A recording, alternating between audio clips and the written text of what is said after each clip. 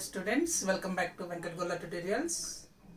Let's now talk about the process of formation of urine in that video 2.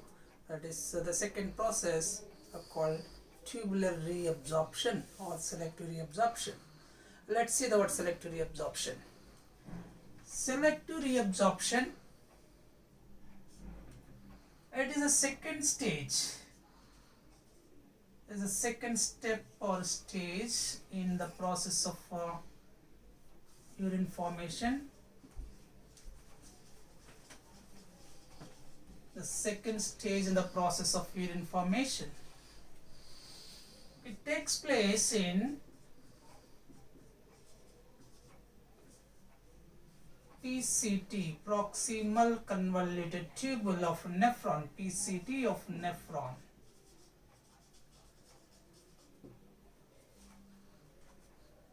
What is selective reabsorption? So what is selective reabsorption? That means it is absorption of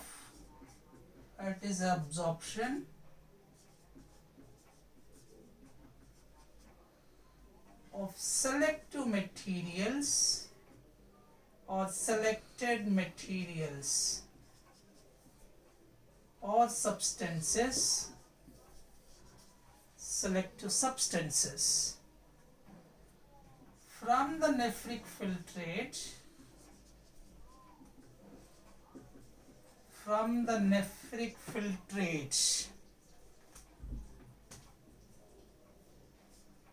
into the blood of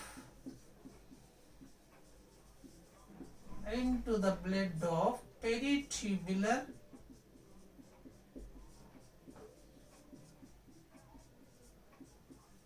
blood capillaries.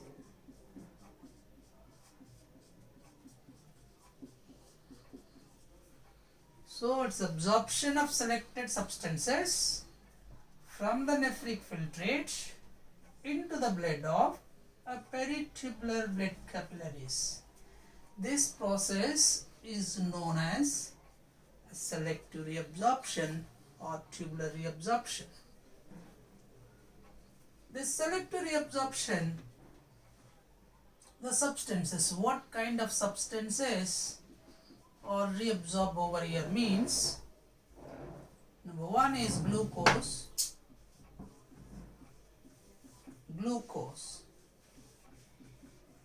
amino acids, hormones,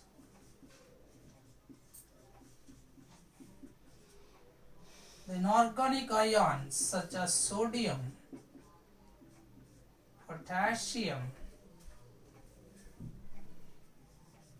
chlorine, bicarbonate ions.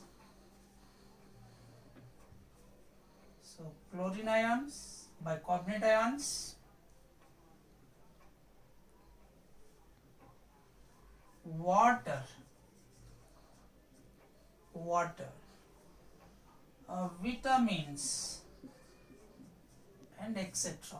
These are the selective materials which are reabsorbed into the body, because glucose do requires for our body, amino acids do requires for our body, so hormones do require our body, vitamins are required for our body, sodium is required, potassium, chloride, bicarbonate, water required for our body, so it will not be wasted along with the urine, it will be reabsorbing.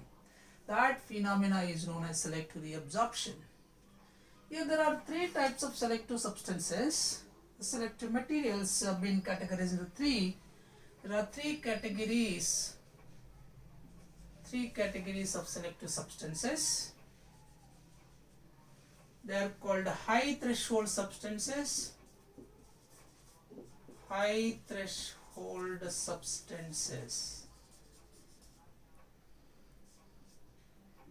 low threshold substances, and non-threshold substances.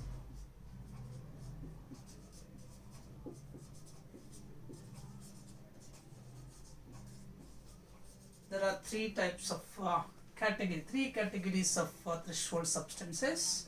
So what do you mean these threshold substances? Either high threshold or low threshold and non-threshold means the substances which are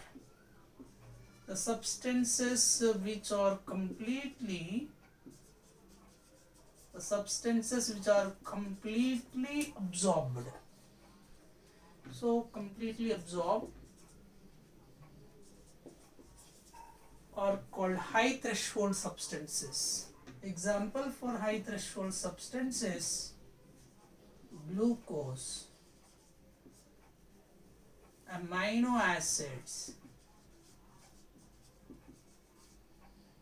hormones. So these are called high threshold substances. And low threshold substances, that means the category is the low threshold substances. The substances which absorb a very small quantities. The substances which are very small quantities are called low threshold substances. Which are not required in our body, so therefore it will be. Example for this, urea. So is about low threshold substances. And third category, that is called non-threshold substances. The substances which are not at all absorbed. The substances which are not at all absorbed are called non-threshold substances. Example, creatinine, creatine,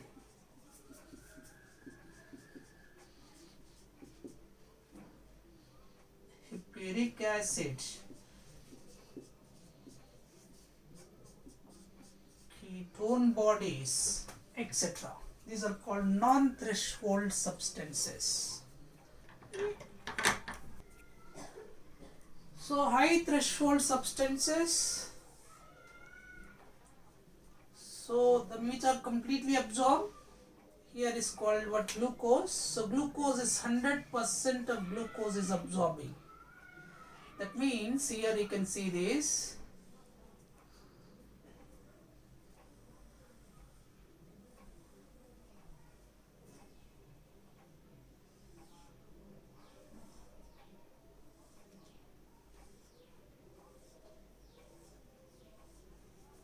This you can think for a while, this is Bowman capsule.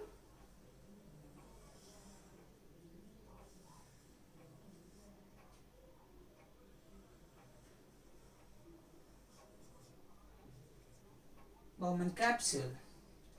Here to this what the filtration, according to this filtered materials from this Bowman capsule, lumen of Bowman capsule, from there it goes to the what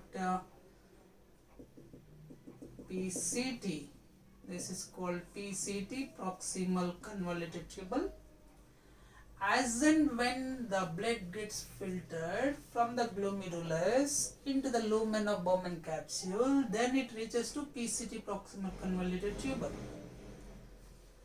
So when it reaches to the proximal convoluted tubule, the walls of this PCT is lined with brush border cuboidal epithelium, which are semi-permeable. They are high threshold substances, as we said, that completely absorbing 100% of glucose, whatever the nephric filtrate. This containing what, nephric filtrate. This nephric filtrate present the PCT, that glucose, if it is glucose is present in the nephric filtrate, is completely absorbing. Amino acid is completely 100% of amino acids are completely absorbed. And hormones also, if at all the hormones are present, they are completely absorbed here. So therefore these are called high threshold substances. And there is a renal threshold limit will be there particularly. So there, for example, renal threshold limit, the very important point. a renal threshold limit.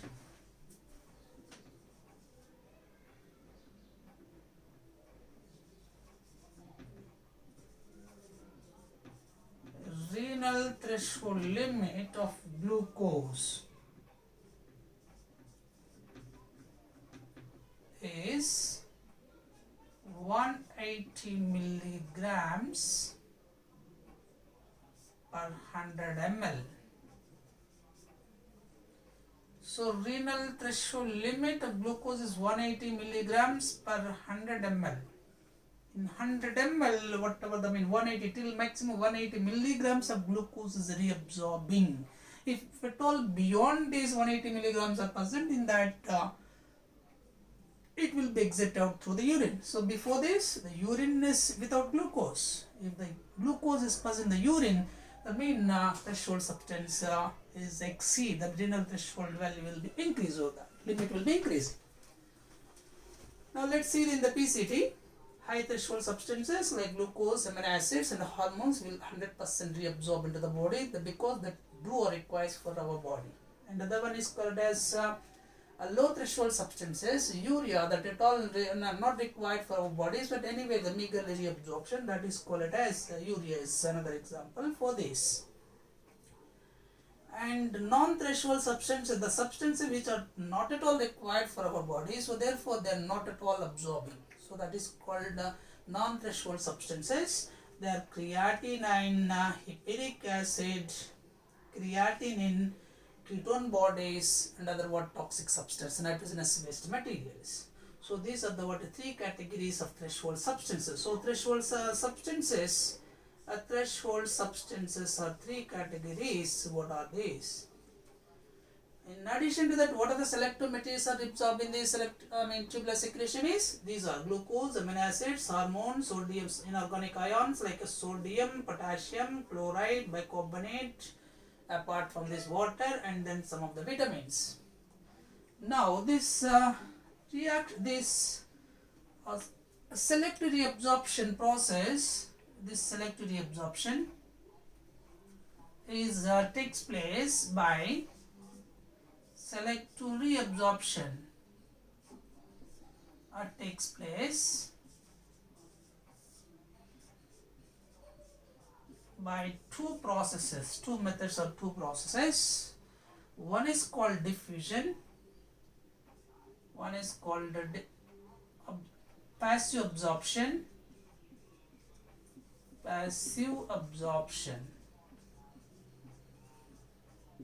and other one is called it as active absorption.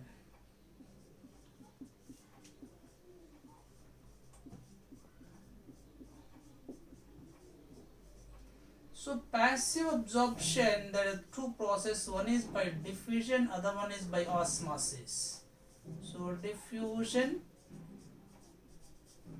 and osmosis. So active absorption, it requires energy. It requires energy in the form of ATP. So ATP is used up in this active absorption. So selective absorption takes place by the process called passive absorption and active absorption. Passive absorption like diffusion and osmosis, and active absorption is requires energy, that means ATP. That means here what are the active absorption over here means glucose is active absorbed. Glucose, amino acid, these are the completely active absorptions.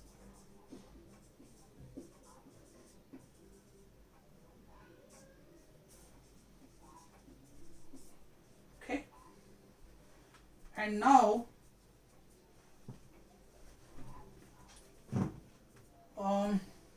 100% of glucose is passively, actively absorbing. Amino acids also actively absorbing. Hormones also actively absorbing. So active absorption requires energy. In the form of ATP. It requires energy in the form of ATP. So ATP do requires for the absorption of glucose, amino acids, and hormones. So that is about selective reabsorption. This takes place in PCT. and it is to be mainly concerned with reabsorption of selective materials from the nephric filtrate into the peritubular blood capillaries. This process is called selective absorption. And what are the selective materials? Like glucose, amino acids, hormones, inorganic ions like sodium, potassium, chloride, bicarbonate, etc. There are three types of selective substances, threshold categories. There are high threshold substances, low threshold substances, and non-threshold substances with example and all this. I hope you all understand this. If you like this video, please share and subscribe my channel. Thank you for watching.